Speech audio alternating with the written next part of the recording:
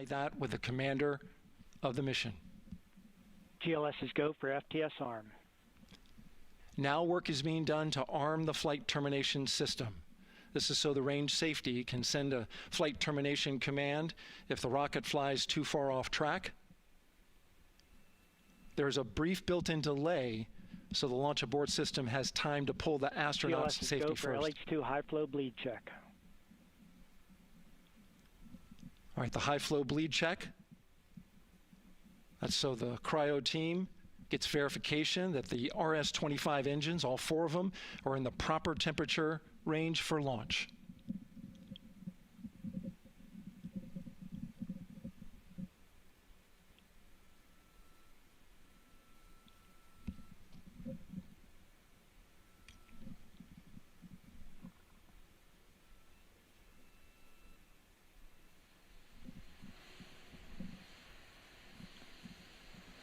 GLS is go for core stage APU start. Core stage APUs start. Those are auxiliary power units, high-speed turbines which provide pressure to hydraulic pumps that steer the RS-25 engines. We're going to see a gimbal test a little later at T-minus 2 minutes and 30 seconds. This is what allows that to happen.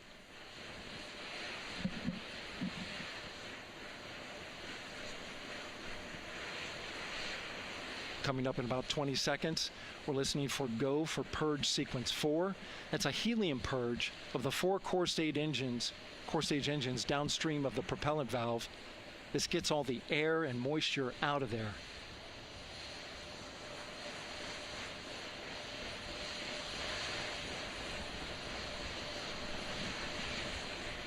GLS is go for purge sequence 4. Moving through the milestones. All is looking good.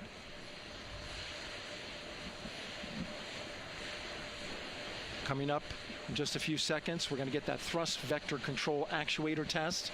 This is a gimbaling of the engines.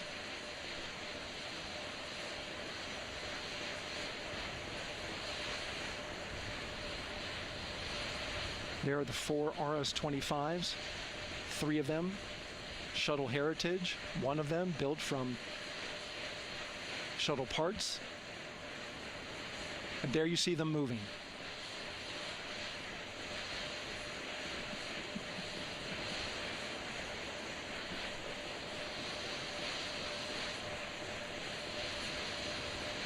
Now we're going to start moving the power from both the upper stage and the lower stage of the rocket to internal, taking ground power away and now going to battery power. GLS is go for upper stage to internal power. All right, power is removed from the rocket's upper stage, the ICPS, and it's been switched to battery. Same milestone for the lower core stage coming up at T-minus 1 minute and 30 seconds. Right now, the 4-person Artemis II crew is 248,000 miles away from the moon. And if all goes well, they will fly by it in 6 days. GLS is go for core stage to internal power. All right, there's the rocket's core stage, which houses 3 flight computers, is now on its own power. There's no more hold time because there's no more margin on these batteries. So we would have to recycle back to T-minus 10 to recharge if we had a hold.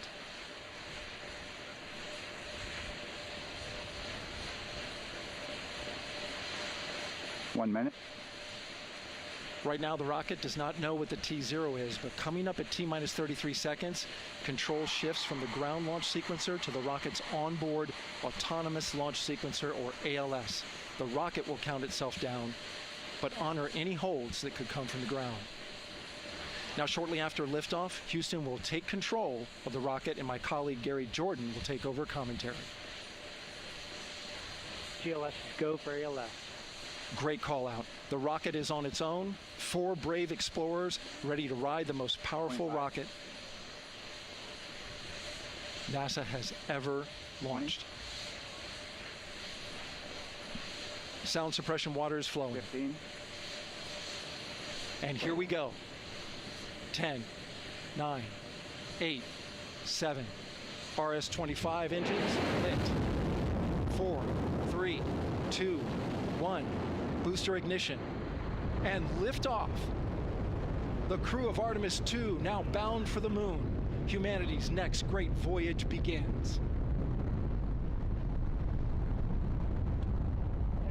Good roll pitch. Roger, roll pitch. Houston now controlling the flight of Integrity on the Artemis II mission around the moon. Integrity, AMT high. AMT high. On time passing 30 seconds into the flights. Integrity passes the alternate MECO target milestone. Mission Control Houston seeing good performance on the 4 main engines. Space Launch System core stage. Integrity, 3 miles in altitude. Traveling more than 1,200 miles per hour.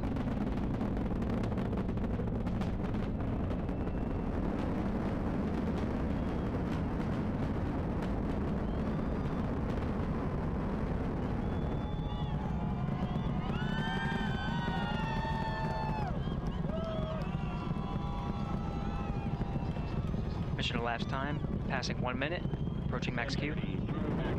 On, Ponce de Leon.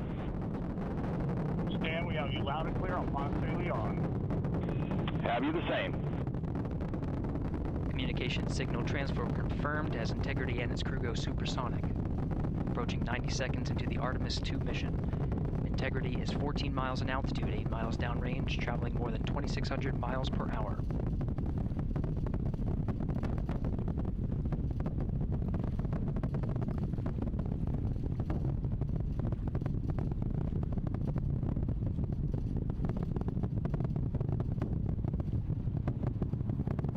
One minute 50 seconds of mission elapsed time, standing by for main engine throttle down to 85%, ahead of solid rocket booster separation expected at the 2-minute 9-second mark. We see throttle down.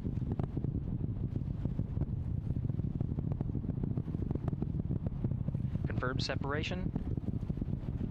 Main engine's throttling up, guidance converged.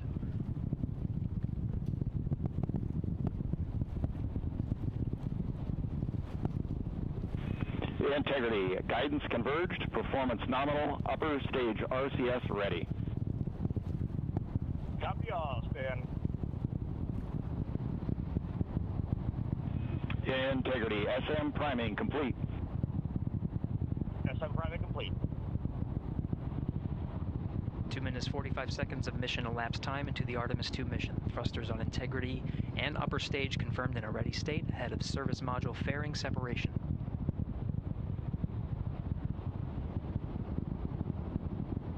3 minutes into the flight. Integrity, 49 miles in altitude, 78 miles downrange, now passing 5,000 miles per hour.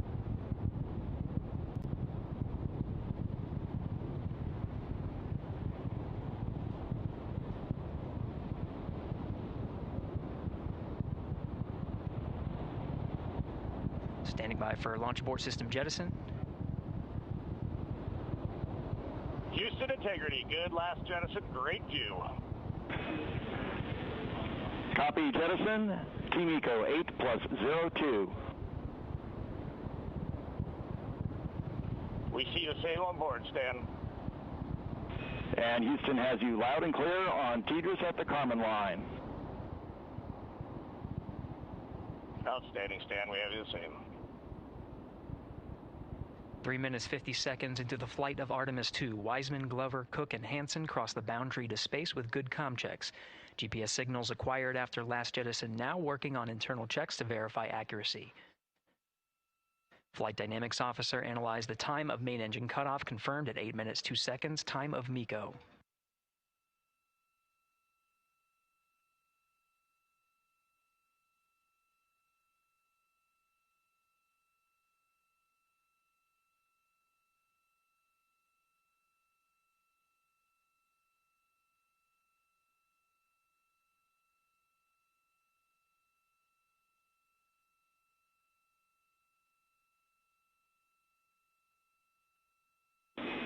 Integrity, GPS processing.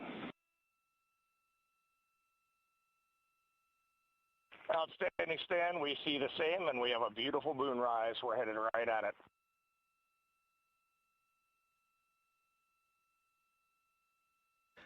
Approaching 5 minutes into the flight, Commander Reed Wiseman confirms he has visuals of his destination. GPS guidance, navigation, and control software finishes internal checks and sends to navigation channels. Integrity 3, engine press. 3 engine press. On time, now passing 5 minutes 20 seconds of mission elapsed time into the Artemis II mission. At this point, 3 good main engines are all that's needed to carry Integrity to a nominal main engine cutoff target. Though at this time, we're seeing 4 good engines here in Mission Control Houston. Integrity, 75 miles in altitude, 330 miles downrange, approaching 10,000 miles per hour.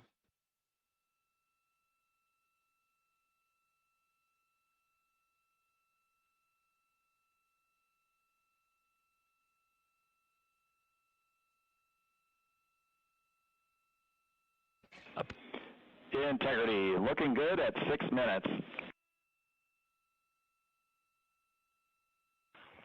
Same on board, Stan. Good trajectory and engine performance. Booster officer will soon report the shutdown plan to Flight Director Judd Friedling, expected at the 7-minute mark.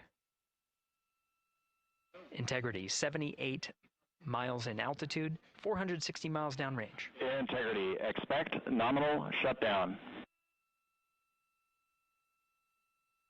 Integrity copies nominal shutdown.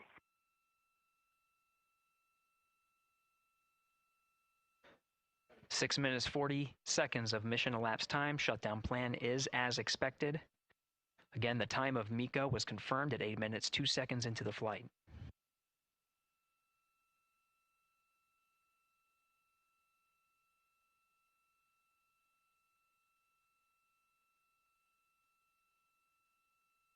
Seven minutes of mission elapsed time.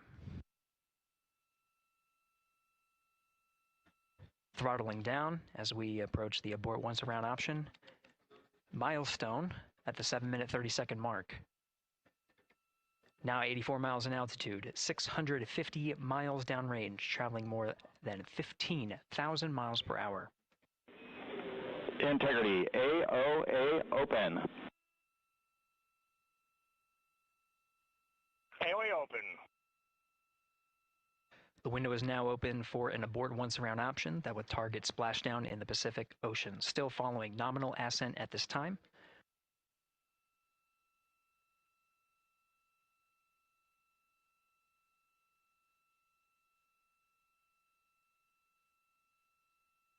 About 10 seconds remaining until the main engine cutoff of the Space Launch System core stage.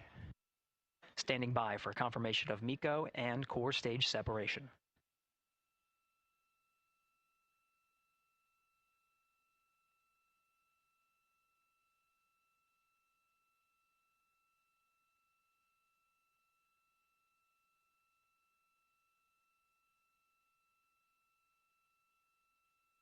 Integrity and nominal MECO, core stage separated.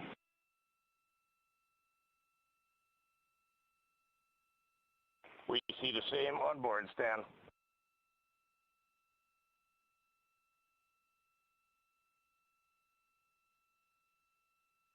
Eight minutes 40 seconds into the flight, we have a nominal main engine cutoff heading in the right trajectory on the way to swing around the moon. Core stage has separated, done its job. The Space Launch System upper stage, the Inner Rim Cryogenic Propulsion Stage, or ICPS, still attached to the Orion spacecraft. Back to you, Megan and Nicole at the Kennedy Space Center. Very jealous to hear how the launch experience was over on the Space Coast. Yeah, Gary, if people are just joining us, welcome back to the Space Coast, where we just saw Artemis II lift off 14 minutes ago. And wow, what an amazing launch, and an emotional one, too, as soon as the rocket lifted off. Nicole, you had tears in your eyes, I had tears in my eyes, and we had all these people around us cheering. It was amazing. Yeah, the energy was wonderful. I mean, it was a beautiful launch. You know, we've got 4 friends and family members headed to the moon. It's pretty amazing. Yeah, how does that make you feel as someone who, you know, is an astronaut as well, but also, as you said, friends? Yeah, so proud of them. You know, man, we don't have the words in the English language to describe this kind of an event, and pride, love, so many emotions. You know, they are truly breaking some barriers, and hopefully, you know, as Gary just said, they've got a long day ahead of them, so wishing them well on everything. But so far, what a beautiful launch to watch. Yeah, to be returning to the lunar orbit in more than 50 years. Maybe they go farther from Earth than any other humans before them. Maybe they see parts of the moon that we've never seen before. I mean, what a great start to what could be all of these milestones that we break in just a 10-day mission. Yes, what a way to welcome in the Artemis generation. Yeah, how do you feel? I mean, we saw some beautiful shots we were covering of course, the rocket, of course, the Earth falling away as we continued up into our ascents, but also some of those crowd shots where we saw young and old just emotional, overcome by this history-making moment. Man, we are going back to the moon for all, and we saw that today. We saw that in all the crowds. And yeah, you guys just saw that view, the sunrise or sunset, I guess. They just made it over the crest of the Earth, and you could see the sun peeking over. One of my favorite views from space. And I can't imagine what they're looking at now, and I can't wait to see what they're looking at in about 5 or 6 days. Yeah, and I know a lot of people are like, you know what, I'm surprised this launched on the first try, because we know, like any little thing, we have to be keeping safety in mind, and we want to make sure we're ready to go. But we were ready to go, and I think it surprised a lot of people. What a wonderful surprise on this Wednesday evening. It did, and it kind of surprised me as well. But it's just a testament to the team here that has been working so hard on Artemis. Artemis 1, we learned a ton of lessons. We learned a ton from the wet dress for Artemis 2. We were able to go in, fix those things. We even had a couple mishaps today, not mishaps, but a couple, anomalies today that the team creatively came up with solutions for. It's just a testament to the teamwork that gets us to the moon.